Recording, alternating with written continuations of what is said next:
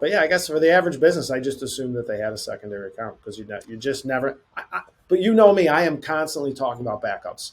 No matter what it is, I have to have a fail safe. If we're designing something, I have a backup here, and I have a backup on it. If I have a backup on AWS, I probably have that same backup over on Google Cloud, right? Because if something happens, someone doesn't pay a bill over there or something, and that's gone, I cannot not have my data, right? Or you know, we run a container service. You have more than one pod sitting out there in case one goes down. There's always another one to go there. So, I guess in my mind, I'm just always thinking redundancy at all times. But again, though, I think many business owners would think of redundancy from that perspective and to make sure.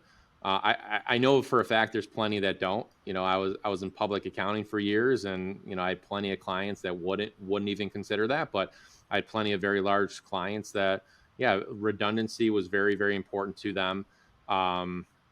But yeah, I don't know how many people would think that they need to have that secondary bank account. Again, I think people looked at a bank very, very different than a traditional vendor, that they're going to be performing due diligence on. And I don't think that's the case anymore, but I think that was certainly the case.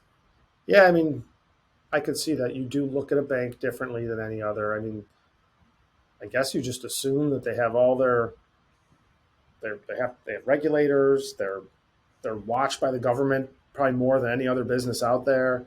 I I, I guess that's true. I guess that's true. And I don't manage the bank relationships, obviously. So that's more your bag than mine. But yeah, I guess if you were going to trust the business just blindly, it probably is going to be a bank. I would think so. Yeah. Yeah, even with everything that's gone on, and I mean they kind of have a bad name now.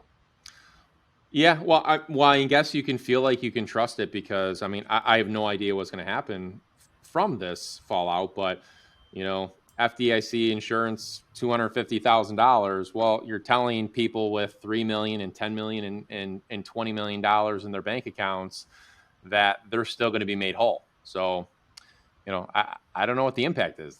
Does that mean every bank has to pay FDIC insurance for every single dollar that's in their bank and not just for up to 250,000? Like, who knows what the outcome is? But I think based on that, people still have some comfort, maybe not in the banking system, but comfort enough that the government will step in and make sure that they're made whole. Yeah, that's only going to go so far though.